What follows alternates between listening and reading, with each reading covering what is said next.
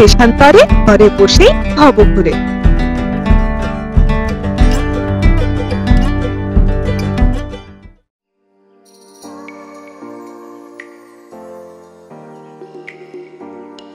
নমস্কার প্রিয় দর্শকগণ, কেমন আছেন সবাই?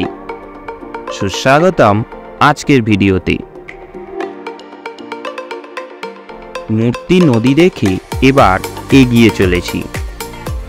ঝলমলে রোদ আর চারপাশের ঘন জঙ্গলের মধ্যে দিয়ে আমাদের এই রাস্তা, এক অসাধারণ অভিজ্ঞতা। ডুয়ার্স মানে ঘন বন জঙ্গল, আর সেটা যদি এরকম ঝলমলে আকাশে ঘোরা যায়, এর থেকে অপরূপ আর কিছু হতে পারে?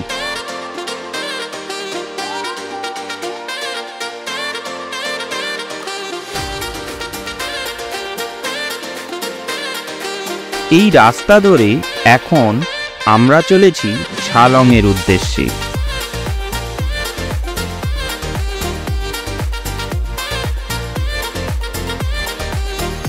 গরুমারা আর চাপড়ামারি অভয়ারণ্যের মধ্যে দিয়ে এই রাস্তাটি প্রায় 30 কিলোমিটার দূরে গিয়ে ঝালংয়ে মিশেছে।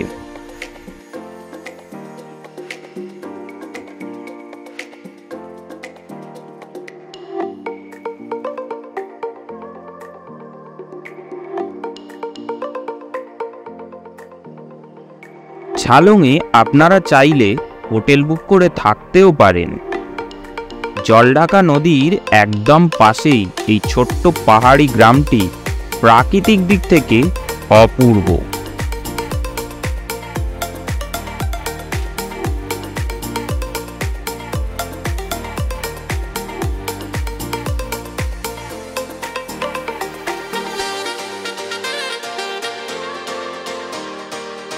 এখান থেকে ডান দিকে গেলে ঝালং আর বাঁদিকে সামসিং।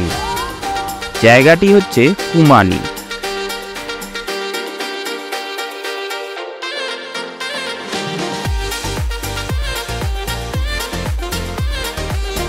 চাপড়ামারি অভয়ারণ্য ছেড়ে এবার আমরা ক্রমশ পাহাড়ে উপরে উঠছি।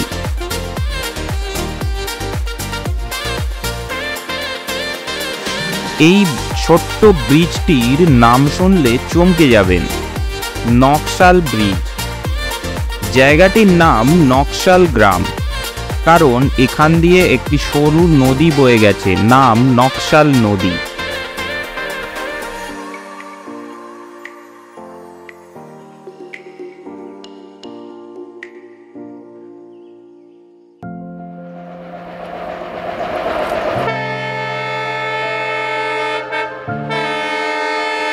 পথে হঠাৎ ঘন জঙ্গলের মধ্যে ট্রেনের দেখা।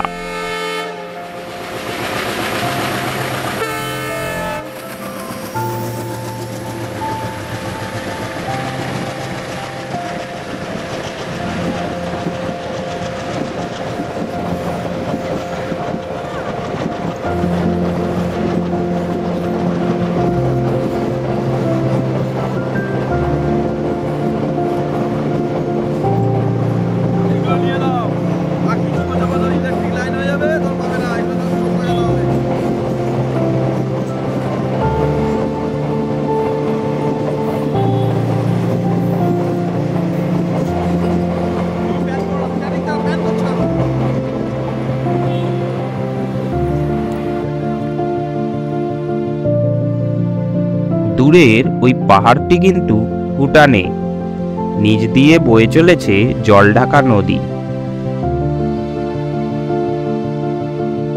এখানে জলঢাকা নদী ভারত আর ভুটান সীমান্ত নির্দেশ করে চলেছে।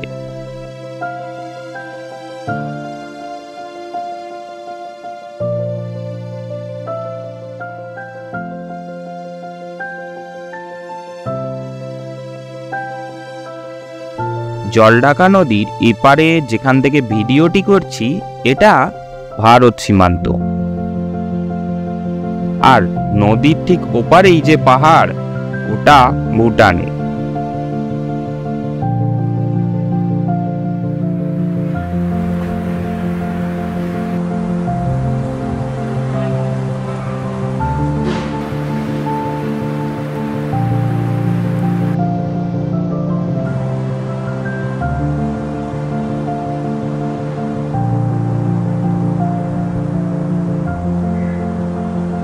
চলুন, ঝালং ভ্রমণ এখানেই শেষ।